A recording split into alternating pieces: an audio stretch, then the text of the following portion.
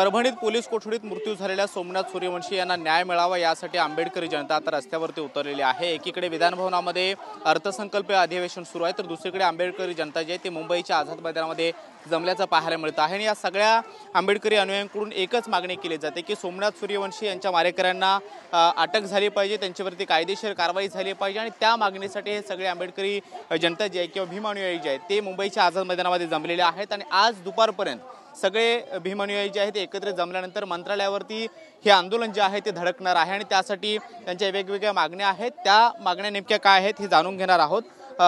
मोठं आंदोलन मुंबईच्या आझाद मैदानामध्ये तुम्ही करताय, गेल्या अनेक दिवसांपासून हे आंदोलन सातत्याने तुम्ही परभणी असेल किंवा महाराष्ट्राच्या वेगवेगळ्या कानाकोपऱ्यात आहे ते लावून धरलेलं आहे, मात्र तरीसुद्धा कारवाई झालेली नाहीये।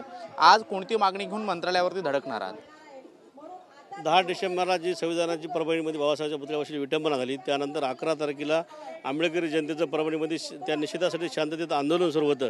त्या आंदोलनामध्ये दुपारी 2च्या नंतर संध्याकाळी परभणी शहरात कोम्बिंग ऑपरेशन पोलिसवाल्यांनी केलं।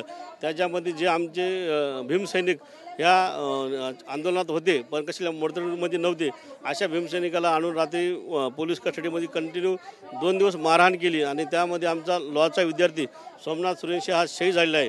तो जे पोलीसवाले जे कोम्बिंग ऑपरेशन करणारे होते त्यांच्यावर जोपर्यंत 302 आणि मनुष्यवधाचा गुन्हा दाखल होणार नाही तोपर्यंत हे आमचं आंदोलन आता तीव्रतेने राहणार आहे।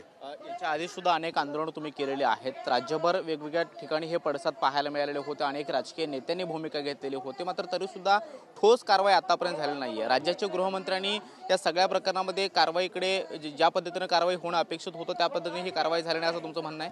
आपण पाहिलं असेल गेल्या 21 डिसेंबरला मुख्यमंत्री महोदयांनी सभागृहामध्ये नागपुरात सांगितलं होतं की सोमनाथ सूर्यवंशी यांचा जो मृत्यू आहे श्वास घेताना झालेला आहे।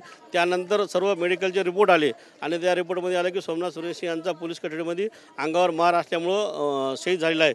त्यामुळं आम्ही गृहमंत्र्यांना तुमच्या माध्यमातून सांगू इच्छितो, 2 महिने झालं आपण चौकशीच्या नावानं कारवाई चालढकल करीत आहेत। आज जर कारवाई आमची नाही झाली तर आम्ही सर्वजण भीमसैनिक मंत्रालयावर धडकणार आहोत। 2 प्रकरणं राज्यात एकाच वेळेला झालेली होती, ते म्हणजे परभणीतलं सोमनाथ सूर्यवंशी यांचं कोठडीतलं मृत्यू प्रकरण, तर दुसरीकडे बीडमध्ये संतोष देशमुख यांचं हत्या प्रकरण। बीडच्या प्रकरणामध्ये ज्या पद्धतीनं कारवाई झाली त्याच पद्धतीची कारवाई परभणीच्या प्रकरणामध्ये होणं अपेक्षित होतं, ही तुमची मागणी होती। मग या प्रकरणाकडे कानाडोळा करण्यात आला का? नक्कीच ह्या प्रकरणामध्ये कानाडोळा करण्यात आलेला आहे। जो सोमनाथ सूर्यवंशी शहीद लॉचा विद्यार्थी आमचा आणि कोम्बिंग ऑपरेशनवाली मुलं त्यांचे हातपाय फ्रॅक्चर झाले, सर्व महाराष्ट्रानं पाहिलेत। हा सोमनाथ सूर्यवंशी न्यायालयामध्ये कोठडीत शहीद झालेला आहे, पोलिसांनी मारलेला आहे।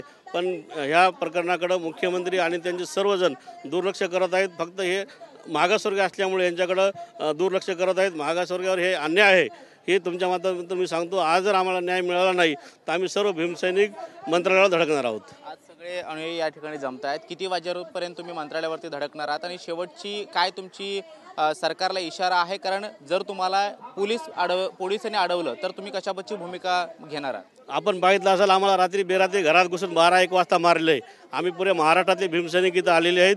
आम्ही त्यांना सांगू इच्छितो की आम्हाला 3-3:30 वाजेपर्यंत जर मुख्यमंत्र्यांच्या प्रतिनिधी आणि त्यांचे जर लोक इथं नाही आले तर 3च्या नंतर आम्ही सर्वजण मंत्रालयावर धडकणार आहोत। सरकारच्या शिष्टमंडळाला भेटायला जाणार आहात तुम्ही? आम्ही जाणार नाही, त्यांनी इथं आलं पाहिजे, आमची मागणी आहे हक्काची। आम्ही तिथं जाणार नाहीत आणि त्यांच्यासोबत काहीच बोलणार नाहीत।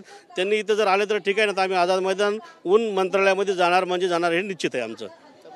सोमनाथ सूर्यवंशी यांच्या मारेकऱ्यांना शिक्षा झाली पाहिजे आणि ही त्यांची मागणी आहे आणि यासाठी सरकारने या प्रकरणाकडे गांभीर्यानं पाहिलं पाहिजे। दुपारपर्यंत जर सरकारचं शिष्टमंडळ आमच्याशी चर्चा करण्यासाठी येत नसेल तर आम्ही मंत्रालयावरती धडक देणार आहोत, अशा पद्धतीचा इशारा या सगळ्या आंदोलकांनी दिलेला आहे। त्यामुळे सरकार या आंदोलनाकडे कशा पद्धतीने पाहतं, कारण एकीकडे अधिवेशन सुरू असताना मुंबईच्या आझाद मैदानामध्ये मोठा जनसमुदाय या ठिकाणी जमतोय आणि त्यामुळे आंदोलनाची पुढची दिशा नेमक्या काय असणार आहे हे दुपारपर्यंत स्पष्ट होणं शक्यता आहे। पुढे जोडे शोगेश सोबत कृष्णा सोनारवाडकर, TV9 मराठी, मुंबई।